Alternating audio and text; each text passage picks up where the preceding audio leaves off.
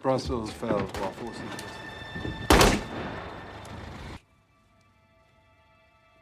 You must do your duty.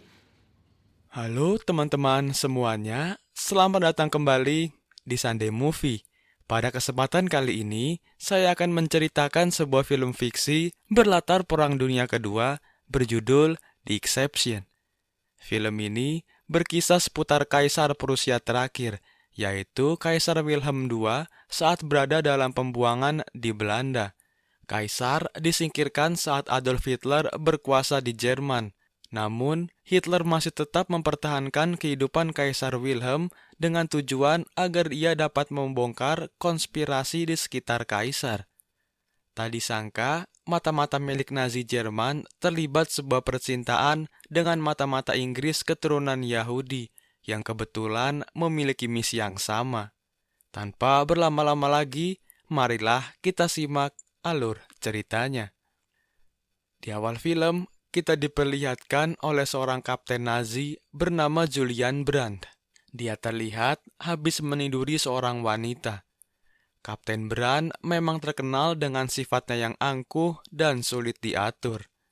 Keesokan harinya, dia mendapat tugas baru dari atasannya, yaitu menjaga dan memata-matai Kaisar Wilhelm II, seorang mantan kaisar Prusia yang diasingkan di Belanda. Pada saat Jerman menyerbu Belgia dan Belanda, Kapten Brandt berangkat ke tempat pengasingan kaisar.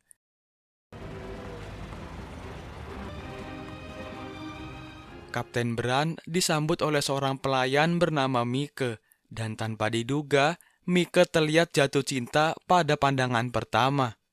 Tugas Kapten Brandt adalah membawahi staf kaisar sekaligus memata-matainya.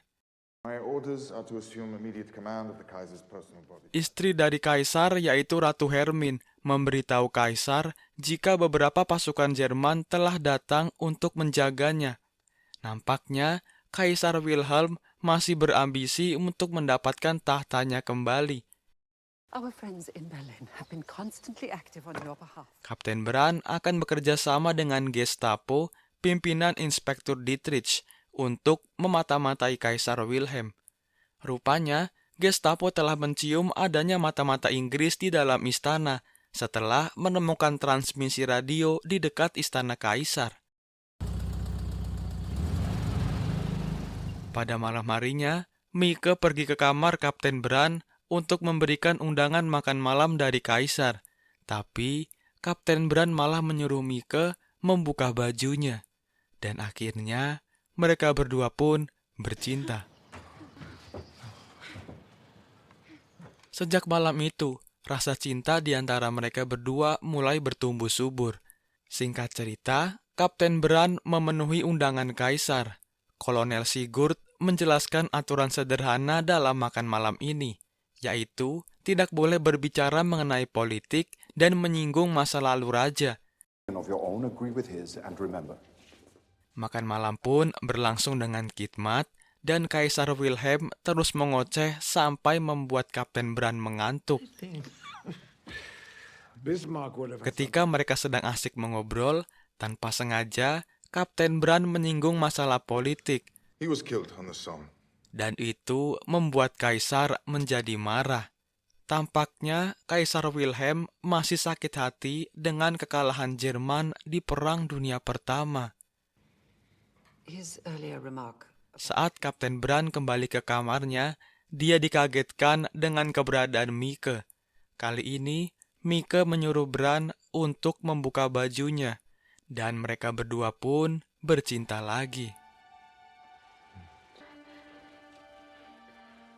Pada pagi harinya, Kapten Brandt meminta untuk ditempatkan di dalam kastil. Dia beralasan ingin mencari tahu siapa mata-mata Inggris di sana.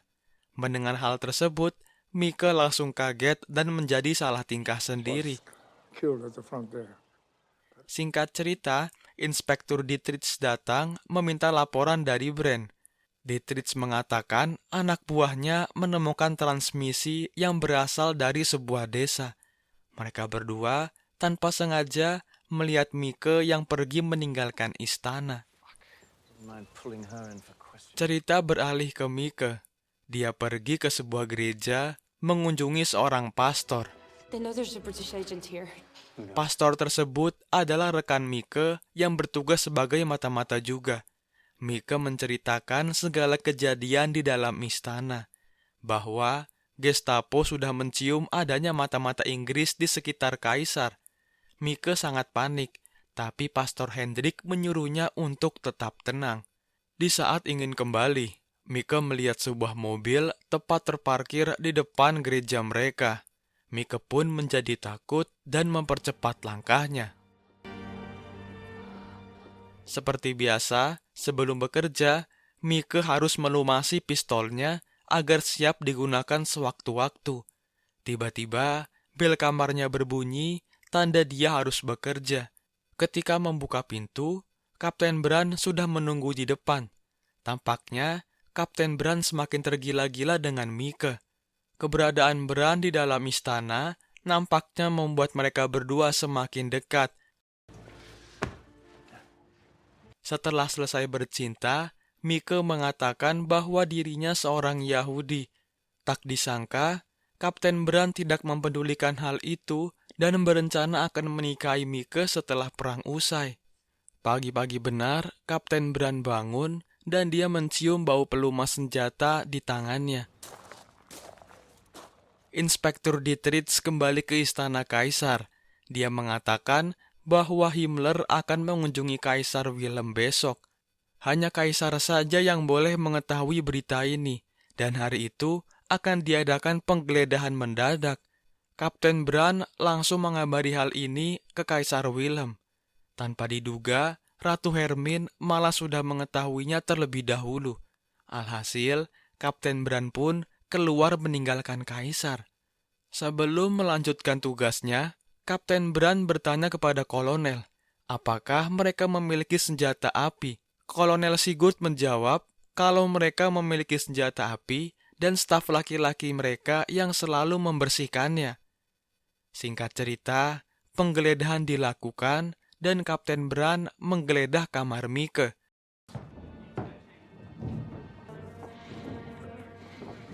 Dia mencari-cari senjata yang Mike simpan. Sementara mereka menggeledah, Mike menemani kaisar yang sedang memberi makan bebek. Setelah menggeledah seisi istana, Kapten Bran memberi daftar nama staf kaisar. Di sisi lain, Mike terlihat panik dan memeriksa pistolnya. Untungnya saja, pistolnya tidak diambil dan mereka tidak curiga. Dia langsung buru-buru pergi dan hal itu dilihat oleh Kapten Bran. Seperti biasa, Mike mengunjungi Pastor Hendrik dan mengatakan jika Himmler akan datang besok pagi. Dia bersedia untuk membunuh Himmler di tempat. Tapi, Pastor Hendrik mengatakan kalau itu bukanlah misi mereka. Mike memohon agar mendapat perintah untuk membunuh Himmler, karena SS sudah membunuh suami dan ayahnya. Hendrik akan mencoba mengontak London untuk mengubah misinya. Tak disangka, Kapten Bran mengikuti Mike dan mengintip dari balik jendela. Truk penangkap sinyal milik Nazi Jerman kembali menemukan transmisi malam itu. Kali ini mereka dapat mengetahui di mana persisnya transmisi itu berasal. Pastor Hendrik tidak bisa mengelak dan langsung ditangkap malam itu juga. Di sisi lain, Kapten Bran dikagetkan dengan kedatangan Mike. Dia langsung menatap Mike penuh curiga, tapi rasa cintanya menghapus itu semua. Tiba-tiba alarm berbunyi dan membuat mereka berdua terbangun. Kapten Bran langsung meminta Mike untuk menikahinya hari itu juga. Jelas Mike menolak karena dia adalah orang Yahudi. Tiba-tiba pintu terbuka dan mereka berdua kepergok oleh Nyonya Linenkam. Tentu saja mereka berdua disidang oleh kaisar. Tapi kali ini Kaisar Wilhelm dapat memaafkan. Dan mereka dipersilahkan melanjutkan tugasnya masing-masing. Telephone message for you, Captain. Sesampainya di markas, Inspektur Dietrich menunjukkan Pastor Hendrik yang tertangkap semalam. Seketika itu, Kapten Bran menjadi terkejut. Itu berarti Mike adalah mata-mata Inggris. Dia langsung keluar dan tidak menyangka orang yang dia cintai adalah mata-mata Inggris. Di sisi lain, Mika bersiap-siap dengan pistolnya, karena sebentar lagi Himmler akan datang ke istana mereka. Singkat cerita, tamu yang mereka tunggu akhirnya datang. Para pelayan turun dan menyambut Himmler dengan hangat. Mika terus menatap Himmler penuh benci karena telah membunuh orang tercintanya. Tak lama kemudian, Kaisar Wilhelm dan istrinya keluar untuk menyambut kedatangan Himmler. Setelah menyambut Himmler di luar, Kapten Brandt menarik Mika ke sebuah gudang. Dia menceritakan bahwa Hendrik, seorang pendeta yang merangkap menjadi mata-mata, telah tertangkap oleh Gestapo. Kapten Brandt menjadi bimbang kepada siapa hatinya memihak. Apakah dia harus mengorbankan cintanya atau mengorbankan tugas negaranya?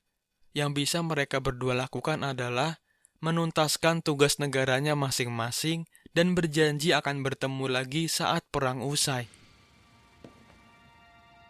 Di sisi lain, Kaisar Wilhelm mendapat kabar jika Hitler mengundangnya ke Berlin untuk menjadikannya raja kembali.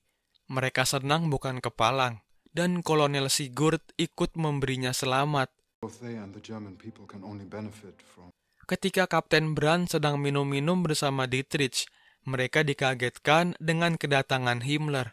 Himmler bercerita jika Hitler telah mengundang Kaisar kembali ke Berlin untuk memerintah lagi. Tentu saja itu adalah jebakan. Tujuan Hitler sebenarnya adalah membersihkan sisa monarki Jerman dan simpatisannya. Singkat cerita, makan malam pun berlangsung.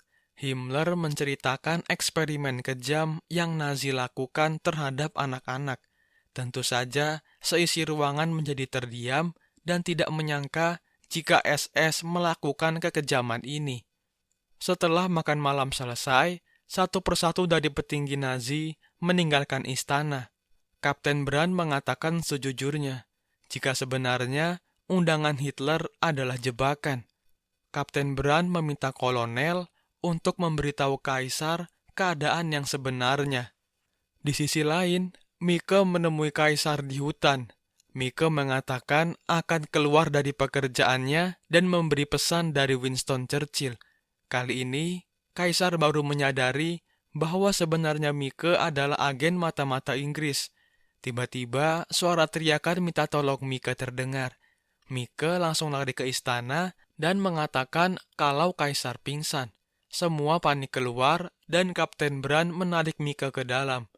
Suara dering telepon terdengar dan Kapten Brandt pun mengangkatnya. Dia mendapat kabar bahwa Pastor Hendrik telah membocorkan identitas mata-mata di dalam istana. Itu berarti nyawa Mika sedang terancam. Istana raja akan segera dikepung. Kapten Brandt dan Mika berpacu dengan waktu untuk keluar dari sana. Isi pesan dari Churchill adalah menawarkannya pengasingan di Inggris agar keluarga kerajaan dapat hidup lebih aman. Tapi Raja Wilhelm menolak dan tetap akan berada di Belanda sampai perang usai. Dia juga memutuskan untuk tidak memenuhi undangan Hitler karena itu adalah jebakan. Setelah sekian lama menunggu, akhirnya ambulan datang menjemput Kaisar. Tapi Kapten Brandt langsung mengambil alih kemudi dan meninggalkan yang lainnya.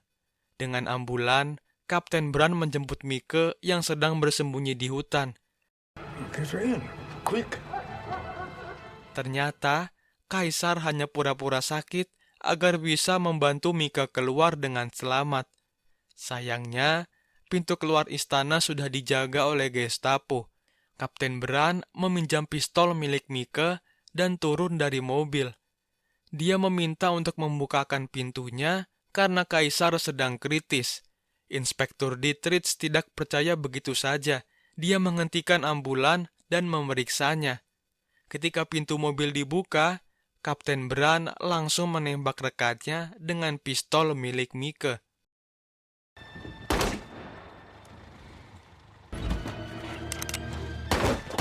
Mereka bertiga berhasil keluar dari istana dengan selamat. Singkat cerita, setelah dirasa jauh dari istana, Mike turun dari mobil dan akan melanjutkan perjalanan ke sebuah alamat. Dia meminta Bran untuk ikut karena takut jika Bran akan dihukum berat.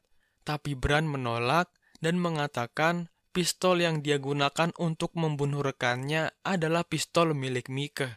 Dia akan berbohong bahwa agen musuh yang menembak mati temannya. Mereka berdua berpamitan dan berjanji akan bertemu lagi saat perang usai. But will you marry me? Of course. Singkat cerita, setelah menyelesaikan tugasnya di Belanda, Kapten Bran kembali ke Berlin. Dia mendapat paket dari Palang Merah berupa buku karangan Nietzsche. Ketika dibuka, di dalam buku itu terdapat sebuah alamat. Di sisi lain, Mike yang sedang hamil akan bertemu dengan Perdana Menteri Inggris untuk memberikan laporannya. Lalu, film pun selesai. Segitu aja kira-kira alur cerita film kali ini. Semoga kalian terhibur dan sampai jumpa di video seru lainnya.